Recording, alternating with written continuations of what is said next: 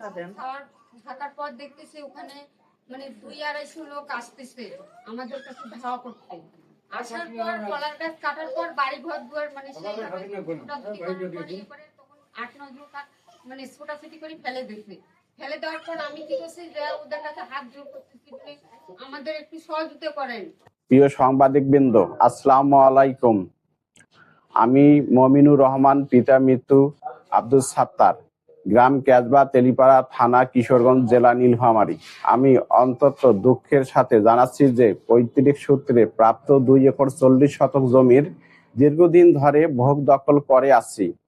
এই জমি নিয়ে আদালতে মামলা চলমান থাকার পরেও অর্থের বিনিময়ে সহকারী কমিশনার ভূমি, কিশোরগঞ্জ, নীলফামারী আমাদের অভ্যায় পক্ষে কাগজপত্র না দেখেই প্রতিপক্ষকে একতরফা জমির দখলের নির্দেশ দেন।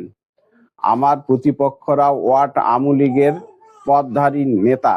তারা ফ্যাসিস্ট সরকারের সময়ে মামলা সহ বিভিন্ন হয়রানি করছে।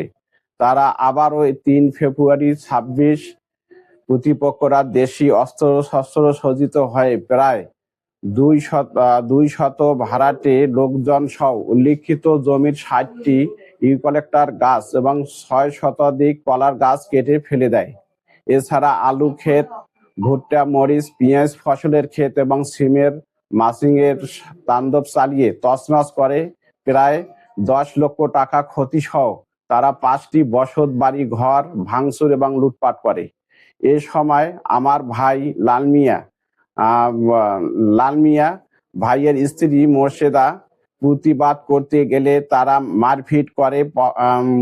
পকেটে থাকা 65,000 টাকা ও 8 আনা ওজনের স্বর্ণের চেন ছিনিয়ে নেয়। তাদের তাণ্ডবের বাধা দিতে গেলে ভাইয়ের স্ত্রী আমার পক্ষে 9 জন বল্লাম সহ দেশি অস্ত্র দিয়ে খুঁচিয়ে গুরুত্ব আহত করে।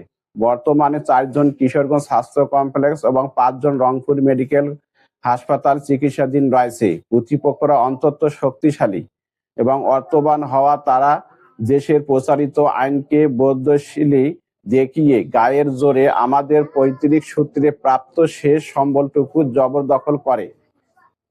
আমি এবং তাদের সন্ত্রাসী তাণ্ডব জবরদখলের সুষ্ঠু বিচার দাবি করছি। আপনাদের মাধ্যমে প্রশাসনের ঊর্ধ্বতন কর্তৃপক্ষ এবং অন্তর্বর্তী সরকারের প্রধান উপদেষ্টার